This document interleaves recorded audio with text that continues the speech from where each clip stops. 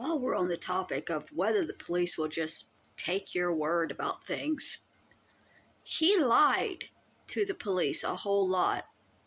So they have multiple conflicting reports because he lied a lot, and they investigated all of those lies.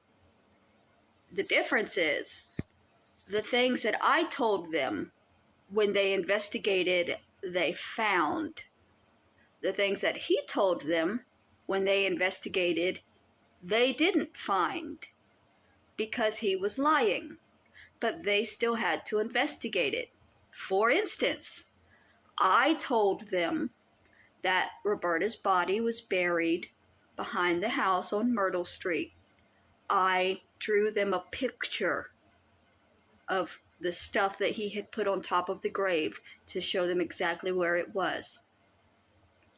He told them that the body had been moved by him and his friends to my grandmother's property out on Cedar Point Road, out in the middle of nowhere in the woods. The police dug up my grandmother's property. There's a giant sinkhole back there that they never filled in. They dug up that property because he told them there was a body there.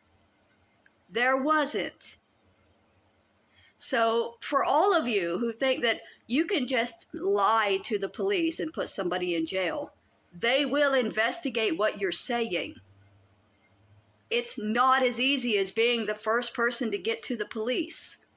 You have to actually be telling the truth as well. They will investigate. Even if you're lying, they'll investigate. They investigated a lot of things that he lied to them about, and it fucked shit up for a long time.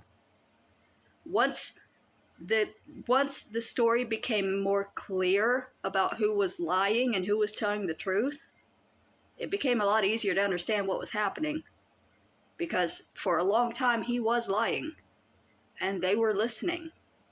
But eventually, the truth always wins out. One thing you have to understand: the police are not your mom and dad. They're not going to take the word of the child they trust the most. They are impartial. They investigate, and they take the word of the evidence that they find. That's how police work works.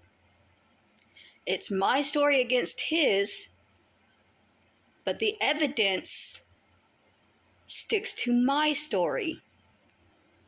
They didn't just blindly accept my story. They investigated for 2 years, and that's including investigating me. They dug up my grandmother's yard. They got my fingerprints. They had our phone tapped for a while, and they were allowing him to call me to try to force me or trick me into saying something.